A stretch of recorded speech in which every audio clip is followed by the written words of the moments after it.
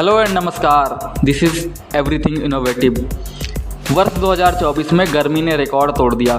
दिल्ली में तापमान 52 degree Celsius तक रिकॉर्ड किया गया, पर जैसे ही बारिश होना शुरू हुई तो दिल्ली में बाढ़ भी आ गई। कहाँ गर्मी में यमुना सूख रही थी, फिर अचानक से दिल्ली के निचले इलाकों में बाढ़ की स्थिति बन गई। ऐसा केवल दिल्ली का ही हाल नहीं है, बल्कि भारत के अधिकतर शहरों का यही हाल है। ऐसा क्यों हो रहा है कि गर्मी में प्रचंड गर्मी और बारिश में बाढ़ आ रही है? आइए जानते हैं इसके कुछ कारण। वैसे तो घने जंगलों में खूब बारिश होती है, पर फिर भी वहाँ बाढ़ नहीं आती। क्यों? क्योंकि वहाँ पर मिट्टी होती है जो कि पानी को सोखकर ज़मीन के अंदर ग्राउंड वाटर में पहुँचाती है और ग्राउंड वाटर को इंक्रीज करने में हेल्प करती है। पर शहरों में हर तरफ कंक्रीट के घर, सड़कें व फर्श बने रहने की वजह से वहाँ का पानी ग्राउंड में नहीं जा पाता। इसके लिए शहरों में नालों और नालियों का निर्माण करना पड़ता है, पर आपको पता है कि किसी चीज़ को बनाने से ज़्यादा कठिन उसे मेंटेन रखना भी ज़रूरी होता है।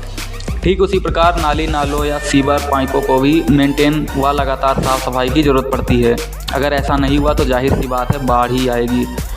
इसके अलावा दूसरा बड़ा कारण यह भी है कि ग्लोबल वार्मिंग की वजह से ग्लेशियर पिघल रहे हैं और पहाड़ों का पानी भी तेज़ प्रवाह से बहकर मैदानी इलाकों में तबाही मचा रहा है। तीसरा बड़ा कारण है पेड़ों की कटाई। पेड़ों की कटाई होने की वजह से ये जो उनसे फ़ायदा हो रहा था वो अब ख़त्म होता जा रहा है। इसलिए पहाड़ों पर आपने देखा होगा भूस्खलन की स्थिति बनती जा रही है और मैदानी इलाकों में भी नदियाँ अपने तय रास्ते को छोड़कर दूसरे रास्तों में कटान करना शुरू कर देती हैं, जैसे कि बिहार और उत्तर प्रदेश में अधिकतर देखने को मिलता है।